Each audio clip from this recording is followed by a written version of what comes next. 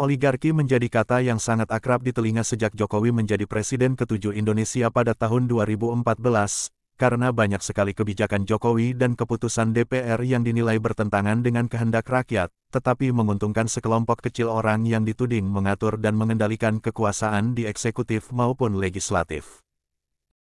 Pengesahan Undang-Undang Cipta Kerja oleh DPR yang kemudian diganti Presiden Jokowi dengan Perpu Cipta Kerja, pengesahan Undang-Undang Minerba, revisi Undang-Undang KPK, pembangunan Ibu Kota Negara atau IKN dan pembangunan kereta cepat Jakarta-Bandung adalah beberapa di antaranya. Namun, ada kabar yang cukup baik bagi bangsa Indonesia, karena seperti juga dikatakan Direktur Eksekutif Global Future Institute Hendrajit, orang-orang dalam kelompok itu saat ini tengah gontok-gontokan. Ya masyarakat kalau menyadari bahwa dari 98 Pak Harto lengser, itu kan sebetulnya momentum untuk membangun skema baru yang tadinya lebih berat ke Taipan ya kebetulan memang non-PRI kan, tapi sebetulnya kan kita nggak bicara rasisme, tapi fakta bahwa Taipan yang tidak punya jalur ke politik, tapi bisa mengendalikan proses politik melalui Pak Harto misalnya. Artinya itu yang terjadi di samping militer yang tidak ada perimbangan. Itu karena dengan dui fungsi Pak Harto praktis menciptakan bukan difungsi tapi multifungsi kan. Dan bukan ke Dewan Jenderal tapi ke dirinya sebagai entitas politik gitu. Jadi itu seiring jatuhnya Pak Harto, itu semua kan dikonstruksi, ditata ulang. Nah, tapi kita tidak punya visi misi ketika itu berhasil dirontokkan, kita nggak punya skema atau gambaran mental gimana menciptakan skema baru. Jadi dia berhasil meruntuhkan, dekonstruksi dan destruksi bahkan, tapi nggak pernah punya konsep tentang rekonstruksi. Nah, tapi apa-apa yang serba Pak Harto ada antitesanya, termasuk demokrasi multipartai, itu dianggap bagus. Tanpa dilihat dulu, misalnya dulu otoriter praktis kayak partai tunggal, walaupun ada 3 kan, tapi Golkar yang boleh dibilang partai yang sesungguhnya, tiba-tiba ini menawarkan antitesanya sistem demokrasi berbasis multipartai. Wah, bagus itu. Nah, tapi kan dia lupa demokrasi kan alat. Gitu. Sementara skema visi bangsa apa yang mau dijabarkan di dalam skema multipartai sistem ini. Nah, karena ini vakum, kekuatan global dia yang memang sudah nyiapin agen-agen lokalnya ini dalam yang kita sebut oligarki. Nah, oligarki itu sebenarnya nggak jadi parpol, tapi di DPR, pokoknya di ring-ring lingkar-lingkar kekuasaan yang sebenarnya kelompok kecil, tapi menggurita dan kalau bicara bisnis kayak diversifikasi usaha. Jadi satu klan bisnis, tapi ada yang di tambang, ada yang di minyak, ada yang di agrobisnis, pertanian, gitu-gitu.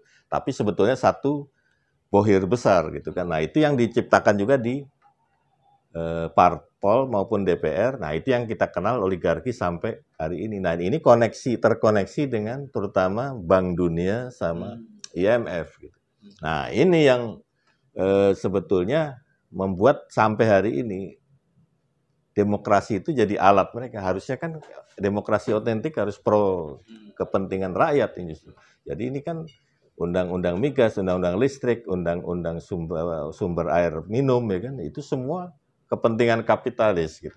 Nah, oligarki ini sekarang kebetulan lagi nggak kompak gitu kan, terutama tergambar dari pidato Mbak Mega kemarin yang sudah terjelas bahwa ternyata Jokowi dan Mega punya gerbong sendiri gitu. Nah, itu memang itu proyeksi dari persoalan 2024 ya. Tapi ada komplikasi sekarang di oligarki yang sebenarnya bukan menyangkut siapa capresnya, tapi bagaimana caranya siapapun capresnya bisa mengamankan konfigurasi oligarki ini. Nah, ini yang sialnya Mega dan PDIP memang tanpa koalisi pun dalam posisi quorum memunculkan orangnya sendiri, sementara yang lain harus minimal membangun koalisi-koalisi yang memungkinkan munculnya calon tertentu gitu.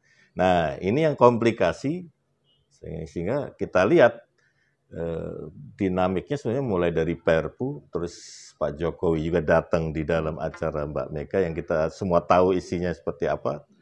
Terus besoknya keluar keputusan 12 kasus pelanggaran HAM itu kan. Terus yang paling akhir yang kemarin kalau nggak salah waktu Pak Jokowi ke Kemhan, terus tiba-tiba intelijen harus sebaiknya disatukan di bawah kendali Menhan. Padahal kalau lihat Undang-Undang Intelijen nomor 17 tahun berapa itu, ya kan harus BIN. Nah, ini maksudnya gimana? Apa mau nabrak undang-undang juga? Makin seru ya, Iya, Pak, makin seru. Nah, ini hal artinya destabilisasi terjadi, tapi arahnya lebih ke kerusuhan atau paling enggak anarki, walaupun di kalangan elit. Tapi itu sudah akan menciptakan hal-hal yang serba tidak pasti gitu.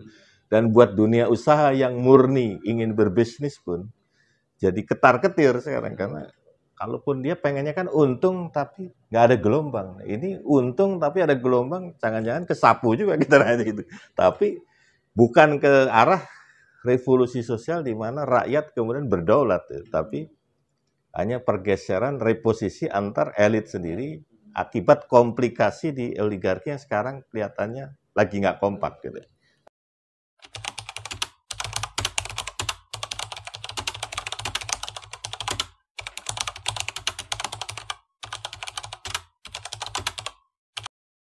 Ya belum bisa dijawab karena politik itu kan bagaimana membuka kemungkinan-kemungkinan baru.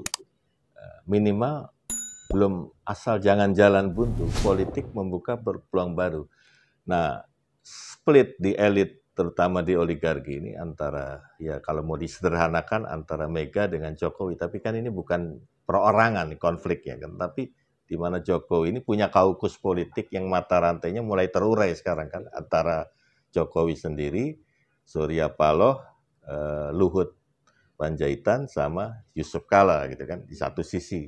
Nah kalau Mega ya dia memang simpel sendiri dari awal kan.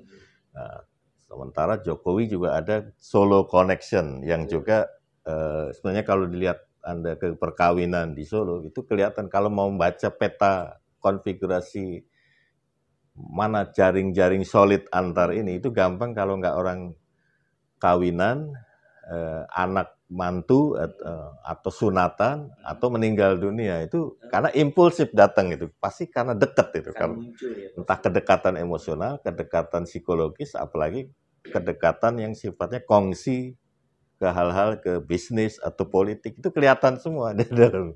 Nah itu Solo Connection juga harus dihitung yang simpulnya ada di beberapa tokoh sentral di Solo lah. Nah itu menggambarkan satu sisi lagi Mega ada simpul-simpul yang menariknya Mega ini kan dua hal. Pertama dia sebagai wujud entitas ketua partai, jadi mewakili PDI organik ya. Tapi dia juga karena dibangun sebagai bagian integral perlawanan terhadap Soeharto yang berkulminasi di 98, Mega ini juga dianggap simpul dari yang non-organik PDIP, yang juga punya barisan gitu. Nah ini yang kalau kita lihat di pidato kemarin juga agak lagi renggang gitu kan, tapi di sisi lain ada Jokowi juga yang punya kaukus politik dan gerbong sendiri. Nah kalau ini yang sebenarnya lagi tarung ini kan di balik simpul-simpul ini. Jadi Jokowi ini hanya ini sementara saja, tapi yang utama ini kan komponen-komponen di kaukus politik Jokowi ini yang lagi resah gitu. Karena ini kebanyakan kalau bicara Yusuf Kala sama Paloh lah, di luar mereka sekarang, di luar Golkar ya. Kalau JK masih, tapi ada Surya Paloh juga dulu jaringan Golkar lama ya kan, Pak JK juga, terus apa tuh namanya, Luhut juga di Golkar. Nah ini kalau saya lihat mulai bleeding ini komplikasi di mana oligarki lama ini kan basis awalnya lokusnya itu di golongan karya. Nah ini mulai ketar-ketir. Jadi bukan soal Nasdemnya yang resah, jejaring Golkar lama sebetulnya, yang memang banyak kaukus ini terbangun di balik dukungan ke Jokowi Nah, sementara Mega kayaknya lihat taktis lapangan dinamika 2014 itu membuat akhirnya kesepakatan batu tulis dengan Prabowo di split kan. Nah, tapi 2019 kelihatannya mencoba dan kelihatannya memang menyatu lagi ini kan menghadapi justru kaukus ini.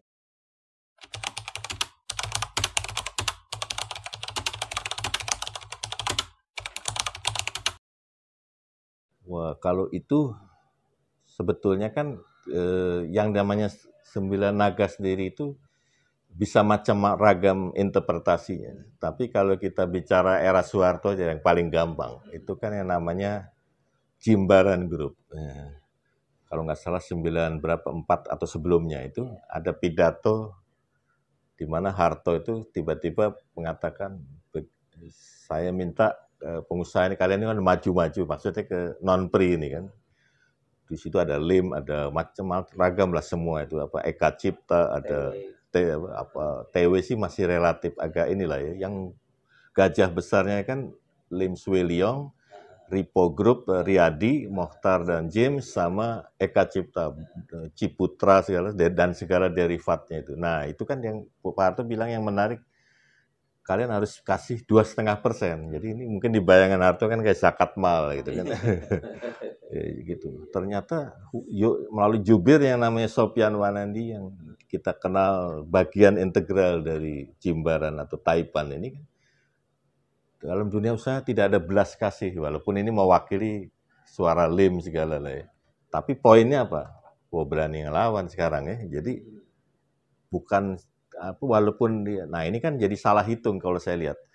Harto mungkin mikirnya gini, jauhkan dia dari politik, tapi nggak apa-apa, gemukkan aja di ekonomi. Tapi dia lupa, ketika gemuk ekonomi, tanpa di jabatan formal ngisi penguasaan formal pun dia bisa mempengaruhi proses politik. Nah itu entitas politik, dia sudah jadi bukan entitas bisnis lagi. Kalau bisnis jelas sudah menggurita, tapi dia juga entitas politik. Nah ini yang sebenarnya walaupun kerangka kejatuhan Soeharto dibikin oleh IMF dan Bank Dunia dengan austerity program itu, jadi mencabut subsidi pro rakyat, tapi pada saat yang sama lebih mengedepankan efisiensi dengan privatisasi,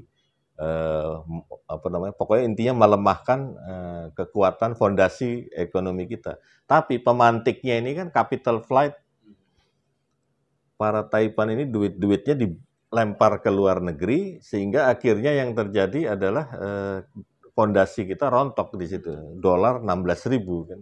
Nah itu, tapi itu juga prakondisi. Tapi yang ini kemudian memberi ruang struggle of power atau powership di antara yang mengerucut di dua jenderal kan, Wiranto versus Prabowo pada waktu itu. Nah itu baru terjadi scrimmage, akhirnya Ginanjar Kartasasmita dan 14 menteri menyatakan mundur. Nah itu yang terjadi semua itu. Nah ini hal-hal seperti ini kalau bicara Taipan itu naga sebetulnya ya simpulnya yang tadi itu. Tapi menurut saya secara anatomis tidak bisa dipastikan benar siapa-siapanya karena bisa ganti-ganti juga. Tapi intinya ini kelompok sebetulnya banyak maklar-maklar Barat dan Jepang sebetulnya di dalam kalau bicara era Pak Harto sendiri ya. Makanya saya sering ingatkan kita kalau membuat kritik konstruktif ke hubungan Indonesia RRC bagus, tapi jangan terus melihat terlalu mengfokus ini mensumpah serapai RRC, padahal ini yang sebetulnya ini nggak pernah disorot ya, gitu. Ya, sebetulnya yang bikin kerusakan kan ini gitu.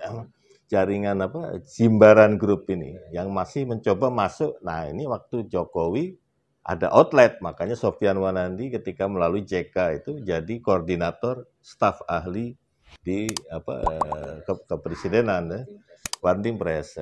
Nah itu kan gambaran mencoba ini, tapi kan seiring perkembangan di 2019 Pak Prabowo masuk, beda lagi kalau saya, jadi mulai komplikasi lagi karena Prabowo menjadi kekuatan yang tadinya di pinggir sekarang masuk gitu.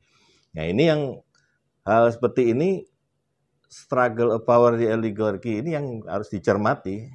dan bagaimana rakyat justru memanfaatkan ini menjadi momentum untuk pemberdayaan masyarakat sendiri, yang arahnya goalnya adalah bukan kekuasaan, tapi menata ulang ketidakadilan sosial, ekonomi, bahkan juga di budaya.